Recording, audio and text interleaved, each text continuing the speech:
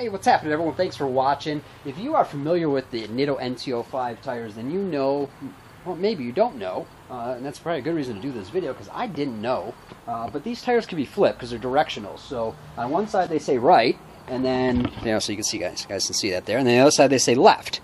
Now, when they start wearing out, you know, let's just go ahead and pull this out of here. Yeah, how about that? So, you can see here that there's no ridge. Here I got a ridge, right? And I have these little, you know, markers or whatever. Well, this one's pretty worn out, and this ridge is now gone. So that happened on two of the tires that were on the driver's side, left-hand side of the car. So now that the tires are flipped, these are now going to be on the right-hand side of the car, and this is going to be its new, you know, ridge and, you know, new tread pattern, which is definitely much more than this. I mean, you can see there's a big difference there. And this being worn out really doesn't matter a whole lot, because the tires, especially with the, you know, the camber on the car, it's going to run on this side. So at that point, it's like having brand new tires. Now, the kicker here is, I was ready to buy new tires after I saw this at the track. I'm like, oh man, like these things are shot, but it's only two of them. I'm gonna have to buy like 2 new tires, and I'm gonna have a mix match. And I was like, oh man, that really sucks. So I looked online. I was starting to look to buy new tires. I'm like, okay, do I want to buy these again, or do I want to try something different? And I actually had some tires picked out. I was going to actually get the new Michelin Pilot PS4s. But I'm like, you know what? I'm like, let me just do some more research about these NT05's. So I did some searches, and I found that you could flip them. I didn't know that. It's not something I paid attention to. I've never had directional tires before. Yeah, lesson learned there. So hopefully you guys now know that, yeah, you can go ahead and flip it over, and it's like having a whole fresh new tire now.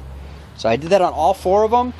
Yeah, I was able to fit these all in the hatch here, the ST. It was fun, but got them in there without scratching them out. Just kind of used this to put that one up against, but yeah, it was a good time. So anyways, I stopped at a tire store on my way home after I called a couple other tire places, and one place is $200, another place is $180, place I stopped at was $150, and then I called another place, a Discount Tire here, just a few miles up the road, after I had them off the car and I realized I could fit all 4 in.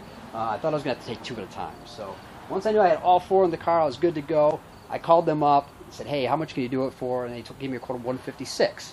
Only $6 more. It's right up the road. They could do it today, so I didn't have to leave them. I could just go drop them off real quick and come back.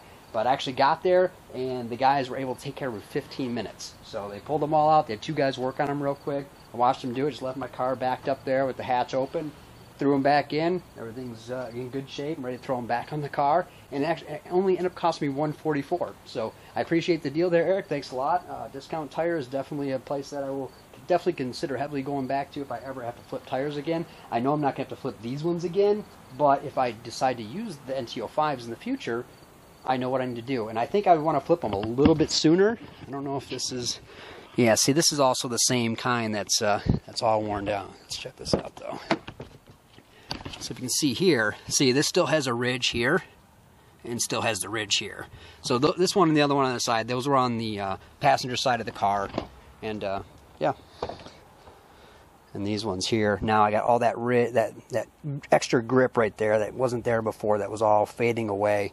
Because I could definitely feel at the last track day, I was sliding to the left a lot more than I ever had before. That's pretty scary, because when you come down Big Bend there, and you're coming along the long straight, I mean, you're just barreling at like 70 miles an hour and going right towards a big giant wall.